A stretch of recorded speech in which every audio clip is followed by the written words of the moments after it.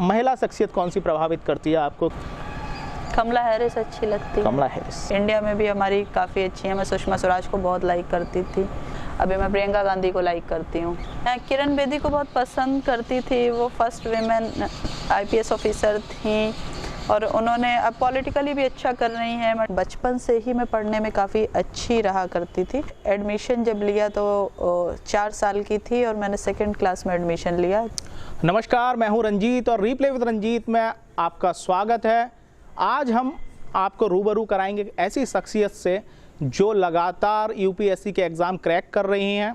पहले उन्होंने UPPSC का एग्ज़ाम क्रैक किया और SDM बनी और उसके बाद लगातार UPPSC माफ़ करिएगा UPSC संघ लोक सेवा आयोग के लगातार परीक्षाएं उन्होंने दी और उन एग्ज़ाम में लगातार अपनी रैंकिंग में सुधार किया है।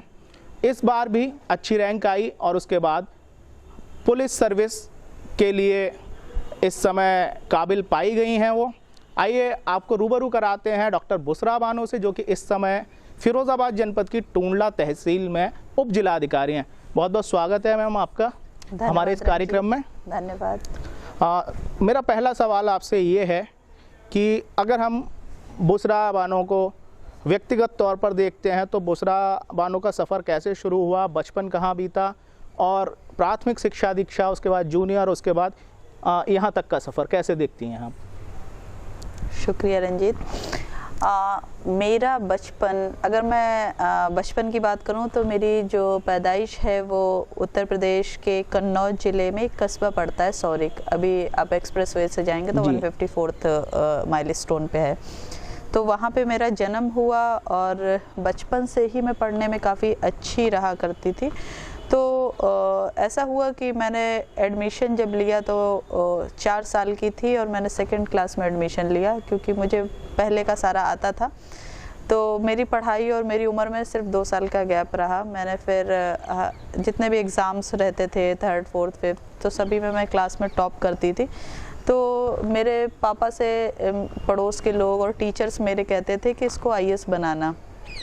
इसको तब UPSC इतना नहीं जानते थे, IAS की बात होती थी कि इसको IAS बनाना है। तो फिर धीरे धीरे जैसे बड़े होते गए तो अच्छा ही एग्ज़ाम में करते रहे, तो फिर लगा कि मुझे UPSC की प्रिपरेशन करनी चाहिए। लेकिन कहीं ना कहीं मेरी एज कम पड़ रही थी। मैंने 17 साल की उम्र में, 17 साल से कुछ महीने ज़्यादा था, मैंने ग्रेजुएशन कर लिया था कानपुर यूनिवर्सिटी से। फिर मैंने, क्योंकि UPSC के लिए मिनिमम एज 21 ईयर्स होती है, तो फिर मैंने MBA किया लखनऊ से। 19.5 साल में मैंने MBA कंप्लीट कर लिया। उसी दौरान मैंने फर्स्ट अटेम्प्ट में JRF लिखा, तो मेरा JRF हो गया था क्वालिफाई। तो फिर मैंने PhD में एडमिशन ले लिया अलीगढ़ मुस्लिम यूनिवर्सिटी में, और वहाँ पे मैंने बहुत अच्छे से PhD की अपनी कंप्लीट। काफ़ी रिसर्च पेपर लिखे, इंटरनेशनल रिकॉग्निशन मिला मुझे वहाँ पे, और PhD मैंने 23 साल की उम्र में कंप्लीट कर ली।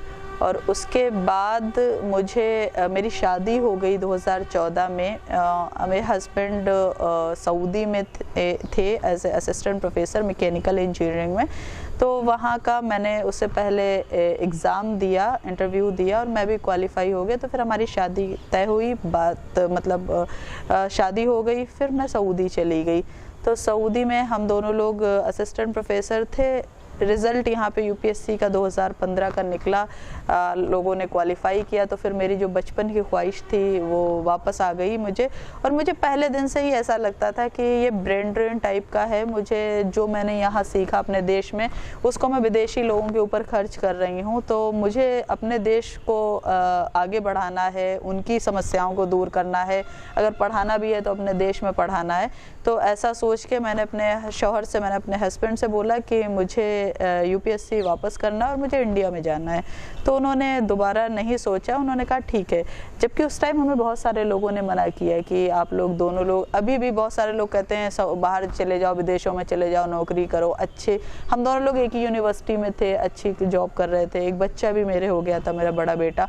तो फिर लेकिन हमने वो काफ़ी टफ डिसीज़न लिया, काफ़ी लोगों ने मना किया, हम वापस इंडिया आ गए। और मैंने यहाँ पे उससे पहले पोस्ट डॉक का एग्ज़ाम दिया था, मेरा इंटरव्यू क्वालिफाई हो गया और मैंने पीएचडी के बाद पोस्ट डॉक होता है उसको ज्वाइन कर लिया अलीगढ़ मुस्लिम यूनिवर्सिटी में, और उसी के साथ मैंने प्रिपरेशन की। और फिर मेरा फर्स्ट अटेम्प्ट क्लियर नहीं हुआ था यूपीएससी का। देन और साथ में मैंने काफ़ी सारे एग्ज़ाम लिखे, लाइक कोल इंडिया लिखा, ONGC लिखा, UPPCL लिखा, तो मेरा कोल इंडिया में भी सिलेक्शन हो गया था और भी सभी जगह सिलेक्शन हो गया था। सबसे पहले कोल इंडिया में हुआ तो मैंने अपना पोस्ट डॉक कंप्लीट किया और कोल इंडिया ज्वाइन कर लिया। फिर मैंने सेकेंड अटेम्प्ट लिखा और मैंने यूपीएससी क्वालिफाई किया विद ऑल इंडिया रैंक 277।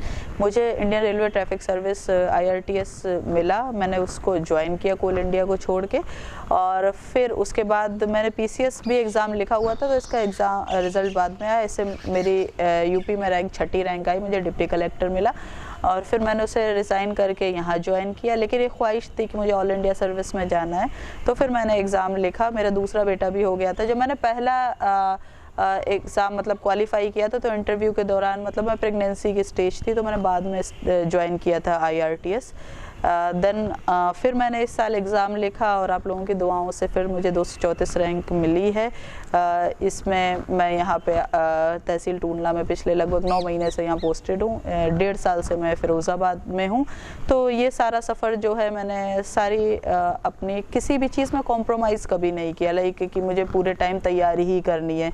मैंने कभी भी तैयारी के लिए आज तक एक दिन की भी छुट्टी नहीं ली है। पिछले 12 साल से मैं जॉब में हूँ और मैंने लगभग हर एग्ज़ाम क्वालिफाई किया है, लेकिन किसी बहाने के बिना कि नहीं मुझे पढ़ाई के लिए टाइम नहीं मिलता या फैमिली लाइफ है, तो मैं कोशिश करती हूँ कि करूँ। तो आपने सामंजस्य कैसे बिठाया? जैसे आपने बताया कि आप रेगुलर जब आपने पोस्ट ग्रेजुएशन की उसके बाद PhD में दाखिला लिया, AMU में थे आप, आपकी शादी हुई, शादी के दरमियान कई बार ऐसा आता है कि किस तरीके से हमें सरवाइव करना है, तो वो सामंजस्य जो आप लगातार सीढ़ियाँ चढ़ रहे थे, आपके शौहर साहब ने लगातार आपका साथ दिया, तो कोई ऐसा कोई ट्विस्ट आया कभी कि नहीं मुझे शादी वाली ज़िंदगी पर ज़्यादा ध्यान देना है या फिर जो मेरी ख्वाहिशें हैं वो पूरी करनी है?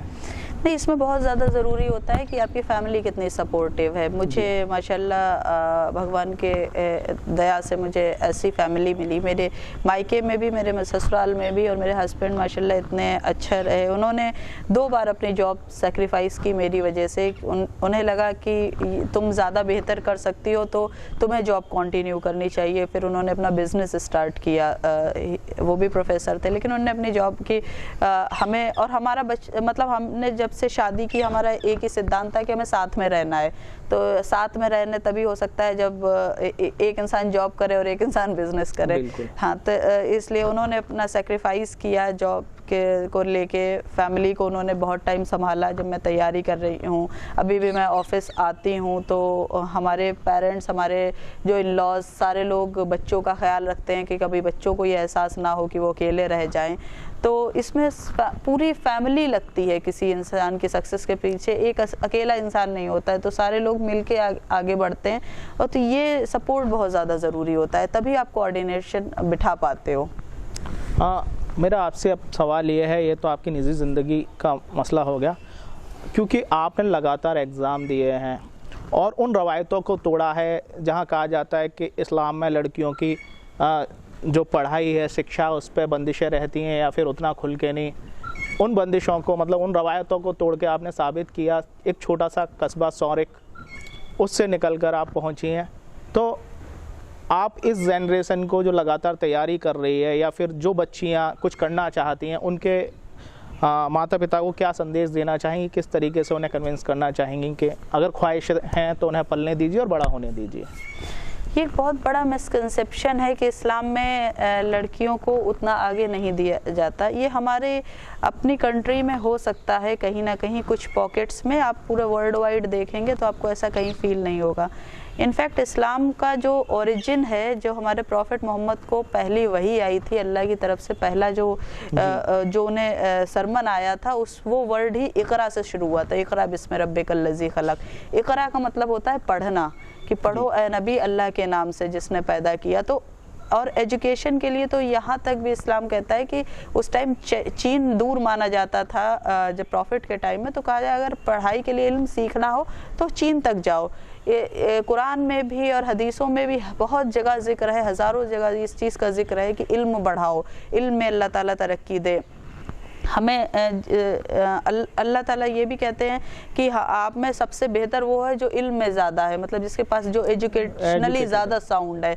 तो ये एक मिसकंसेप्शन है कि इस्लाम में लड़कियों को एजुकेशन से रोका जाता है या उनको मतलब बापर्दगी के साथ हर चीज़ के लिए कहा जाता है।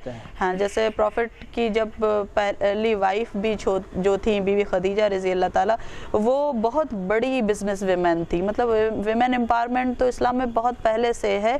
और उनकी एज 40 इयर्स थी और रसूल अल्लाह की एज 25 इयर्स थी, मतलब कि आप अपने से बड़ी उम्र की लड़की से शादी कर रहे हैं। आज की डेट में भी जो पॉसिबल नहीं है वो 15 साल उनसे बड़ी थी और वो ऑलरेडी तलाकशुदा भी थी, डाइवोर्सी थी।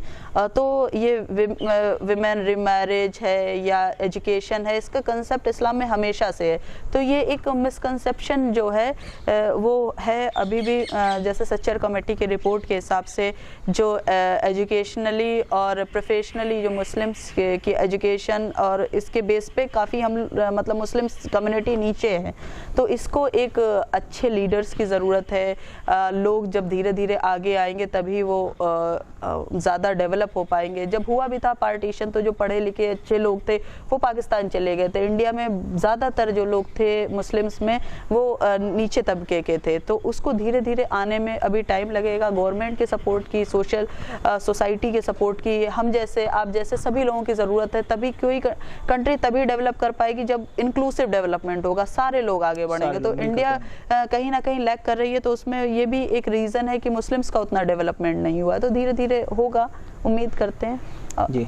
अगर हम बात करें, क्योंकि आपने लगातार यूपीएससी के एग्ज़ाम दिए हैं, फाइट किए हैं, क्रैक किए हैं और आपने सफलता हासिल की है, तो जो बच्चे तैयारी कर रहे हैं उनको क्या आप की देना चाहेंगी कि उन्हें कौन सा सफलता का मूल मंत्र है? क्योंकि आपसे ज़्यादा बेहतर उदाहरण कोई नहीं हो सकता जब आप अपने वर्किंग आवर्स के साथ तैयारी भी कर रहे हैं और लगातार जो आपकी सेवाएं हैं उत्तर प्रदेश लोक सेवा आयोग की बतौर उपजिलाधिकारी टूंडला में दे रहे हैं, इससे पहले आप बतौर प्रोफेसर काम कर रहे थे या सऊदीया में थे, फिर तैयारी की, फिर आपने क्रैक किया। जब आप रेलवे ट्रांसपोर्ट में थी तब भी आपने काम किया, तैयारी की। तो किस तरीके से मैनेज किया और क्या सफलता का क्या मूल मंत्र है यूपीएससी का? सफलता का एक ही मूल मंत्र है कि मेहनत करना है और कोई शिकायत नहीं करनी है जी। आपको गिव अप कभी नहीं करना है। अगर आपका एम बड़ा होगा, जैसे हमारे पूर्व राष्ट्रपति जो मिसाइल मैन के नाम से भी जाने जाते थे, उन्होंने कहा था कि सपने देखो, छोटा सपना देखना गुनाह उन्होंने बोला था कि मतलब बड़े सपने देखो, लेकिन सपने ऐसे ना देखो जो सोने के बाद देखे जाएं। सपने वो होते हैं जो आपको सोने नहीं देते। तो अगर इस तरह का आपने कोई सपना अपनी लाइफ में अपना ऐसा ख्वाब बनाया है, कोई आपकी ड्रीम जॉब है, मैं नहीं कह रही यूपीएससी कोई की ड्रीम जॉब है, हो सकता है आपको एक बहुत अच्छा डॉक्टर बनना है, एक अच्छा हर बंदे की जरूरत है। ऐसा नहीं है कि कोई देश को सिर्फ सिविल सर्वेंट ही आगे लेके जा रहे हैं। हर एक आपको सोशल सर्विस करनी है तो जेन्युइन सोशल सर्विस है। आपको कॉन्ट्रैक्टर बनना है तो एक बहुत अच्छे लेवल का कॉन्ट्रैक्टर जो ईमानदारी से काम करता हो। तो हर फील्ड में एक बहुत अच्छा भविष्य है। जरूरत किस चीज की है? हमारी ईमानदारी की। हमें उसको कितना बेहतर से बेहतर तरह से कर पाए।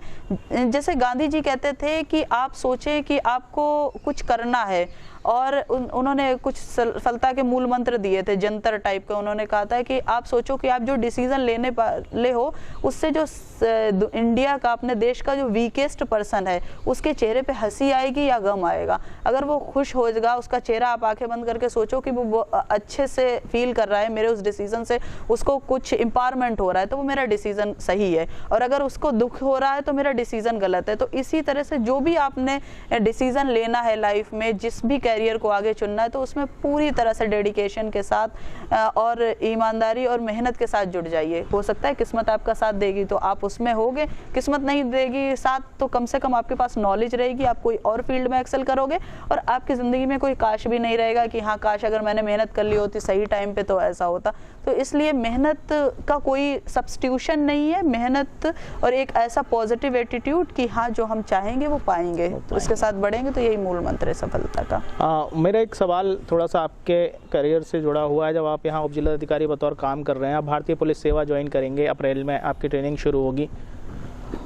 कहीं ना कहीं कई सारी बातें चलती हैं समाज में कि साहब आप इस समाज से ताल्लुक़ रखते हैं, या फिर मतलब समाज हटा दीजिए वहाँ से, अगर हम बात करें कि कहा जाता है कि एक अधिकारी को पॉलिटिशियन का प्रेशर झेलना होता है या फिर तमाम बातें माननी पड़ती हैं। बुशरा बानो के सामने जब कोई ऐसी स्थिति बनती है तब कैसे खुद को जस्टिफाई करती हैं कि मैं जो कर रही हूँ वो सही है, मुझे किसी का प्रेशर नहीं मानना? क्योंकि मैं जहाँ तक आपके केसेस देखता हूँ ज़्यादा प्रेशर मानती नहीं है किसी का।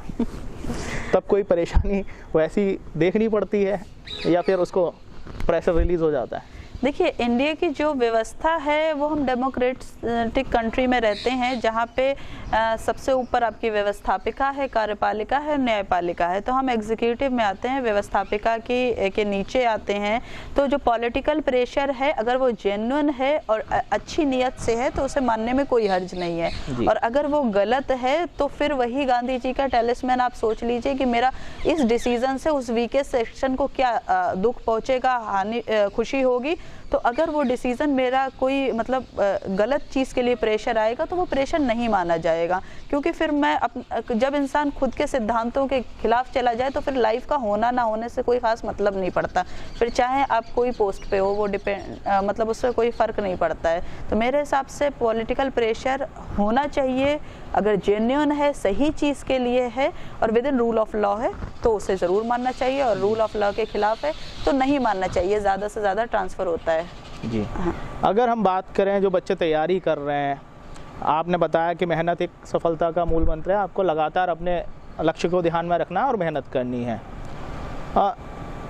जैसे आपने कई सारे इंटरव्यूज़ भी क्वालिफाई किए हैं, एग्ज़ाम किए हैं, क्योंकि एक दौर चल रहा है कि आप फलां कोचिंग को ज्वाइन कर लीजिए, फलां संस्थान से जुड़िए तो आपको जल्दी सफलता मिल जाएगी। क्या कोचिंग्स का कोई अहम रोल रहता है या फिर आपकी स्टडी ही आपका सब कुछ है? कोचिंग का कोई ख़ास रोल नहीं रहता है मुझे जितना लगता है। मैंने कोचिंग की नहीं तो मैं बहुत बेहतर तरह से नहीं बता सकती हूँ, लेकिन जितना मैं फ़ील करती हूँ ऐसा होता है कि आपको वो कॉन्टीन्यूसली मॉनिटर करते रहते हैं कि आप किस ट्रैक पे, सही ट्रैक पे चल रहे हो या नहीं चल रहे हो। और जैसे आपको मोटिवेट भी बीच बीच में करते रहेंगे, आपको सिलेबस बताते रहेंगे, आज ये पढ़ लो, कल वो पढ़ लो, तो एक ट्रैक आपका डिसाइड हो जाता है। अदरवाइज मेहनत तो खुद ही करनी है, पढ़ाई तो खुद ही करनी है, तभी रिजल्ट आएगा। तो मुझे लगता नहीं है कि बहुत ज़्यादा इम्पैक्ट पड़ेगा कोचिंग का। हाँ, कुछ ना कुछ तो होता ही होगा जिस वजह से इतने ज़्यादा लोग कोचिंग की तरफ जाते हैं। और ये भी है कि दिल्ली की कोचिंग अच्छी होती है, रिजल्ट का 60% जो बच्चा होता है वो दिल्ली से की कोचिंग से बिलोंग करता है। तो कहीं ना कहीं तो कुछ तो इम्पैक्ट आएगा, कुछ इम्पैक्ट रहता है। अगर हम बात करें बुशरा बानो के जीवन में एक आदर्श व्यक्तित्व कौन है, किसको अपना रोल मॉडल मानती हैं? आज मैंने सुबह भी इस चीज़ का आंसर दिया था कि मैं जो हमारे प्रॉफिट हैं, प्रॉफिट मोहम्मद सल्लल्लाहु अलैहि वसल्लम, वो मेरे रोल मॉडल हैं। मैं मुस्लिम्स को स्पेशली जैसे सुन्नत पे अमल करने के लिए बोला जाता है, जो सुन्नत का मतलब जो प्रॉफिट ने किया उसको हम अपनी लाइफ में करें। इतना हम कर नहीं पाते, वो बहुत मतलब सब कुछ है और हम कुछ भी नहीं है। तो लेकिन रोल मॉडल वही हैं। दूसरा पेरेंट्स ने लाइफ में जो स्ट्रगल्स किए होते हैं और उन्होंने जिस तरह से चीज़ों को बेटर किया होता है, तो इंसान पेरेंट्स को सबसे ज़्यादा अपनी लाइफ में देखता है, तो वो रोल मॉडल होते हैं। तो मेरे भी वही रोल मॉडल हैं, और मेरे रोल मॉडल मेरे छोटे छोटे बच्चे भी बहुत हैं, क्योंकि वो सब बहुत ज़्यादा सेक्रीफाई करते हैं मुझे। अगर हम बात करें, क्योंकि आपने किताबें बहुत सारी पढ़ी हैं, क्योंकि कहीं ना कहीं यूपीएससी या यूपीपीएससी की हम बात करें तो बिना आपको लिटरेचर की जानकारी, साहित्यिक तौर पर अगर हम देखते हैं तो कौन आपका पसंदीदा लेखक है या किसका कौन अच्छा लगता है पढ़ने में? मुंशी प्रेमचंद अच्छे लगते हैं मुझे पढ़ने में जी। हाँ, और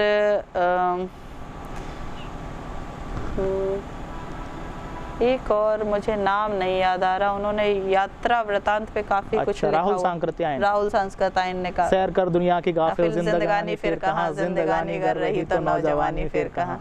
काफी मुझे भी ट्रैवलिंग का शौक है, लेकिन मौका नहीं मिलता। मैं भी पत्रकार राहुल सांकृत्यायन की इन 4 पंक्तियों से बन गया कि अगर आपको जीवन जीना है, घूमना फिरना है, तो आपको लिखो, पढ़ो और घुमक्कड़। अच्छा, तो साहब को भी बहुत इंस्पायरिंग उनकी चीजें रहती हैं।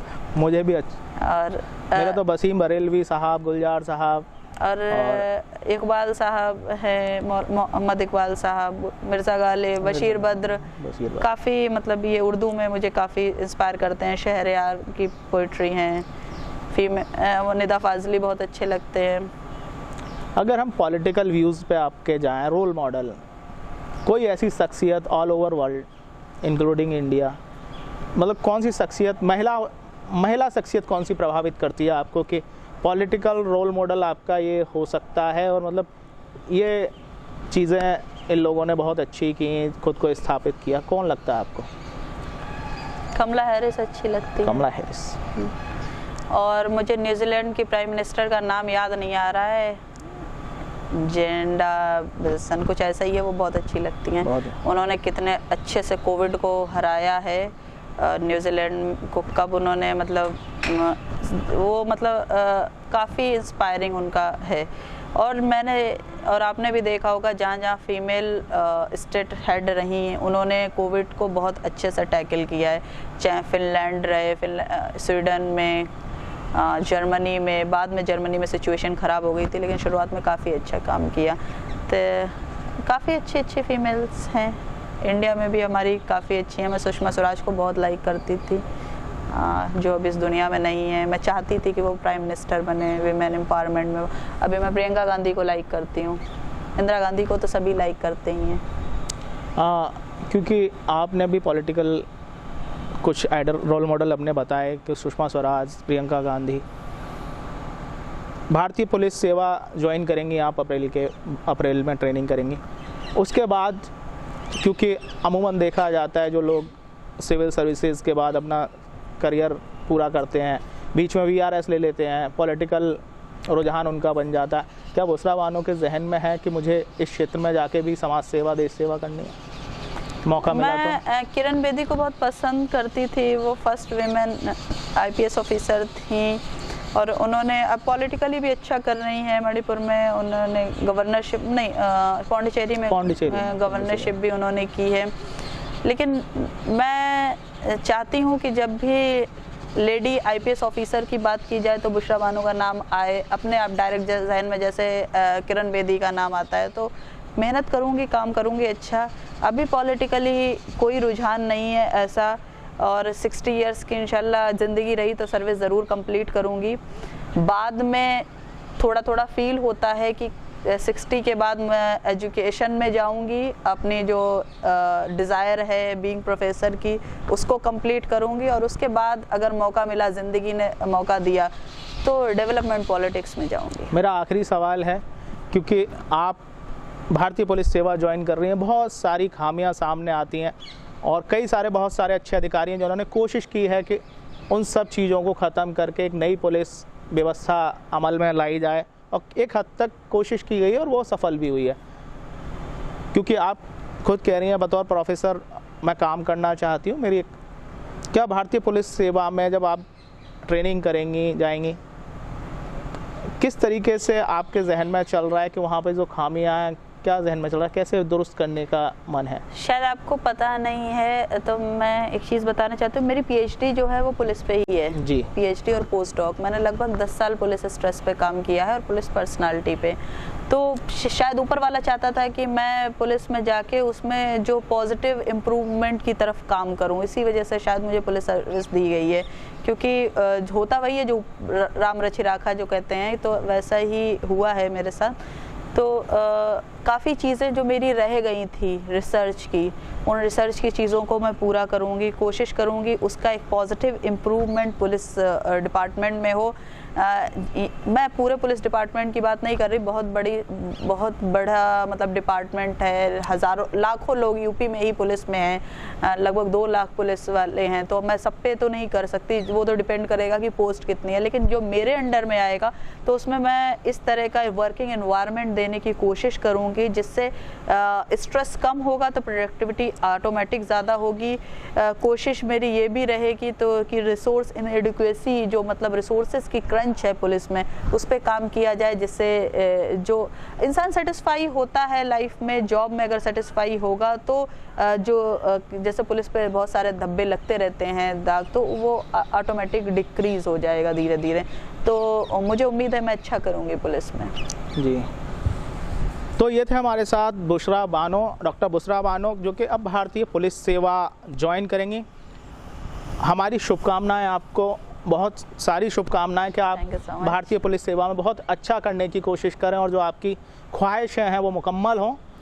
रिप्ले विद रंजीत में आज हमने आपको मिलवाया डॉक्टर बुशरा बानो से, जो कि भारतीय पुलिस सेवा में कुछ नया करने की कोशिश करेंगी और जो उन्होंने पीएचडी जिस सब्जेक्ट पे की है उसको भी अमल में लाने की कोशिश करेंगी।